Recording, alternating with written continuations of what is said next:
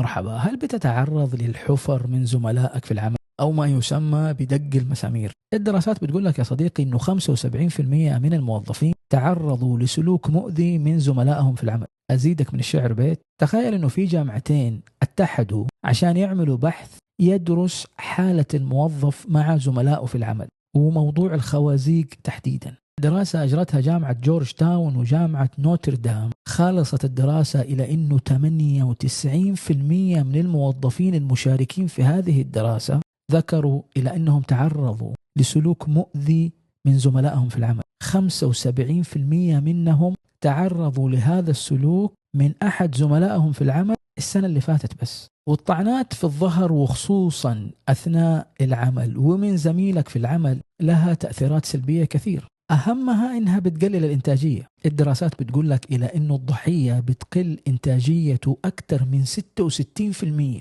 لمجرد إنه بيكون في أحد زملائك في العمل قاعد لك ومتكي لك.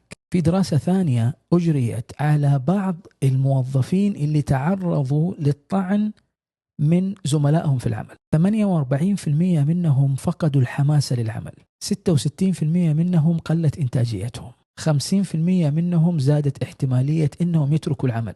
جامعة ستانفورد صنفت طعن الزملاء في مقار العمل على إنه من العلاقات السامة، وبتقول لك إنه بيرفع التوتر عند الشخص أكثر من 200%. والأمر طبيعي بصراحة، لما إحنا بنقضي ساعات طويلة جدا من حياتنا في العمل ونثق في زملاء لنا يشاركونا أغلب وقتنا في اليوم، يشاركونا أكلنا وشربنا، يشاركوننا حتى مكان عملنا، وبعدها تيجي الطعنة من أقرب الناس أو ممن كنت تتخيل أنه من أقرب الناس، تيجي الطعنة من شخص كنت عالي الثقة فيه، فبالتأكيد أنه هذا راح يأثر عليك سلبا. لو كنت تعرضت لأحد المواقف هذه في عملك، فأنا راح أسرد لك سلسلة من 3 حلقات تتكلم عن هذا الموضوع وكيف نعالجه وإيش هي أنواع الحفر اللي ممكن تقع فيها. فاكتب لي رأيك في التعليقات يا صديقي عن هذا الموضوع. هل تعرضت فعلا للطعن من أحد زملائك في العمل؟ وبس، خلاص خلصنا.